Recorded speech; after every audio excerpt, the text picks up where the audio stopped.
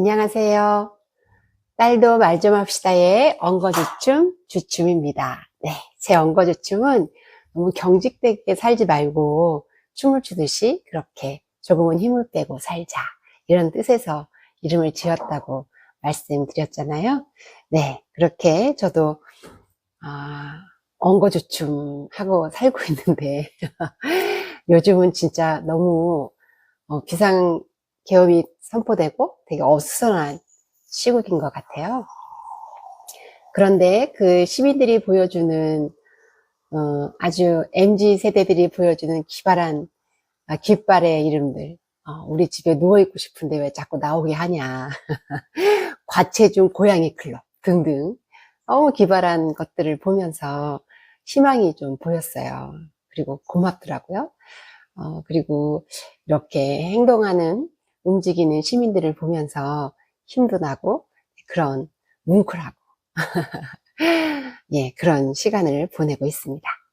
여러분은 지금 어떻게 지내고 계세요? 네, 또 지금 마음은 어떠신지요?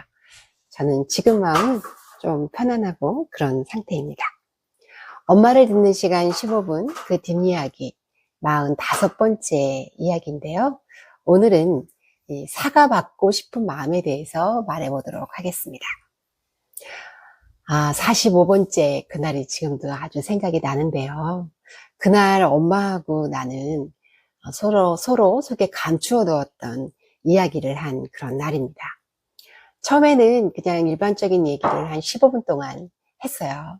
실컷 이야기를 했는데 제가 이렇게 녹화하고 이러는 게 초짜잖아요. 근데 또 제대로 했는데도 하고 나면 또 녹화가 안 된 경우도 있더라고요. 그래서 녹화가 안 됐어요.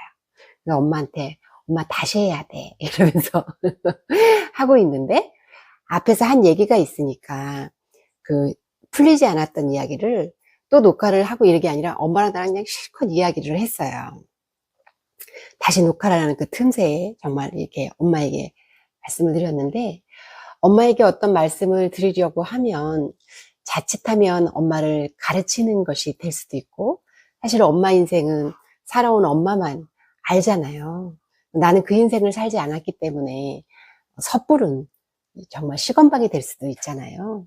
그래서 말 못하고, 또 자칫 또 잘못 얘기하면 엄마 잘못했어, 이렇게 얘기하는 것이 될 수 있어서 하고픈 말을 하지 못했던 그런 시간들이 있었습니다.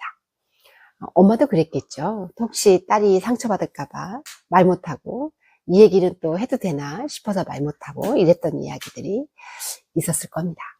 근데 무작정 그냥 이야기한 게 아니라 그동안 44일 동안 이어져 왔던 시간도 있고, 또 요 얘기하기 전에 15분 또 얘기했던 시간들이 있어서 그랬는지 막혔던 말들이 엄마도 나도 술술술 나왔습니다.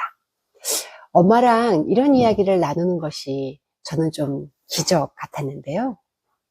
제 주된 이야기의 주제는 그랬습니다. 엄마가 그리 아빠를 미워하고 한탄한 세월로 인해서 가장 크게 아프고 힘들었던 사람은 엄마 자신이지 않았느냐, 이런 얘기를 저는 했고, 엄마도 또 동의했습니다. 또 엄마가 어렵고 힘들었던 얘기를 다른 사람한테 할 수 없어서 나에게 풀었던 것처럼 아빠도 힘들고 어려웠던 것을 아빠의 방법으로 풀 수 있었던 것 아니었냐. 엄마가 힘들었던 것만큼 아빠도 힘들 수 있었다는 것을 엄마는 생각하지 않냐고, 이런 얘기를 제가 용기 내서 했네요. 그러면서 이런 얘기도 했어요. 엄마가 모든 것을 다 희생한 것처럼 말하는데, 물론 많은 부분 그랬겠죠. 내가 보기에 엄마는 엄마 하고픈 말도 다 했고 하고 싶은 거 엄마 다 하는 사람으로 나는 보였다. 우리 엄마 얼마나 배신감을 느꼈겠어요. 자식이 가장 어렵다고 어떻게 하지도 못하고 참 난감했을 것 같다. 지금 생각해보면 그런 생각이 들기도 해요. 그리고 엄마가 그렇게 나에게 아빠에 대해서 나쁘게 말할 때 그것이 딸인 나에게 어떤 영향을 줄 것인지에 대해서는 생각해보지 않았느냐, 이런 얘기를 했는데요.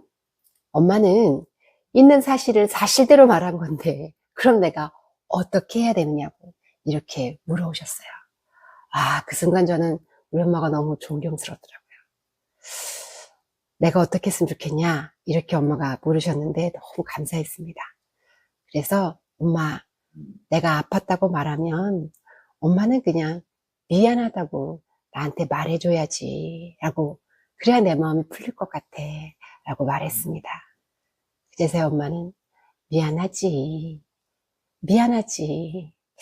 이렇게 변명이 아닌 사과를 해주셨는데요. 엄마는 몰랐던 것 같아요. 이럴 때 어떻게 해야 되는지. 근데 저도 자식을 키워보지만 저도 금방 사과를 하고 이러기보다는 변명을 하고 사실 이마저마했다고 이런 얘기하기가 더 앞서더라고요. 사과하는 것이 잘 안 되는 것 같아요. 엄마는 정말 먹고 살기 바빴기 때문에 엄마는 엄마 마음도 그리고 아빠 마음도 내 마음도 살필 여력이 없었던 것 같습니다. 그 시간의 어려움을 저는 그냥 인정하고요. 그러면서 모든 것에는 공소시효라는 게 있잖아요. 그래서 엄마가 그 정도 힘들었으면 이제 그만 힘들어도 될 것 같다라는 그런 말도 엄마에게 했습니다. 한참 엄마랑 한 1시간 정도 이런 이야기를 주고받았던 것 같아요. 정신을 차리고 보니까 저는 엄마에게 무릎을 꿇고 그렇게 말씀을 드리고 있더라고요. 겉도는 이야기가 아닌 진짜 하고픈 말을 서로 정말 이 말을 하고 싶다라고 하는 간절함을 담아서 엄마에게 말씀을 드렸는데요. 그런 표현이 제가 무릎을 꿇고 있지 않았나 이런 생각이 듭니다. 그렇게 속 이야기를 나눈 덕분일까요? 그렇게 하고 난 뒤에 이어지는 15분 이야기에는 엄마의 속 깊은 고뇌를 들을 수 있었습니다.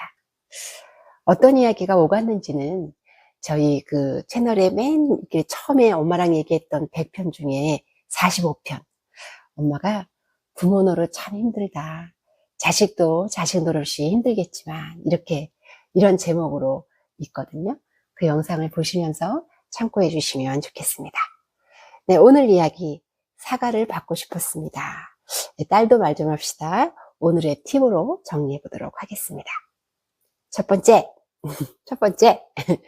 어느 하루는 우리가 약속했던 15분을 무시하고 실컷 이야기를 해봐도 좋을 것 같아요. 이 얘기만큼은 정말 내가 엄마랑 하고 싶다. 그런 게 있을 수 있잖아요. 네, 그래서 나는 분위기를 한번 보시고 엄마와 내가 신뢰가 형성되었다면 엄마 하고픈 얘기를 좀 할 수 있을 것 같아요. 엄마 잘못했다는 거 아니고 내 마음이 이렇다고 이런 얘기를 해보면 좋을 것 같고요. 두 번째, 그런 얘기를 하더라도 엄마한테 예를 다해서 마음을 전해보는 거를 권해드립니다. 여러분도 알고 저도 알죠. 엄마는 엄마의 방법으로 정말 최선을 다해서 살았다는 것을 우리 알잖아요. 그것을 바탕에 두고 말해보면 좋을 것 같습니다. 내가 보기엔 그랬다.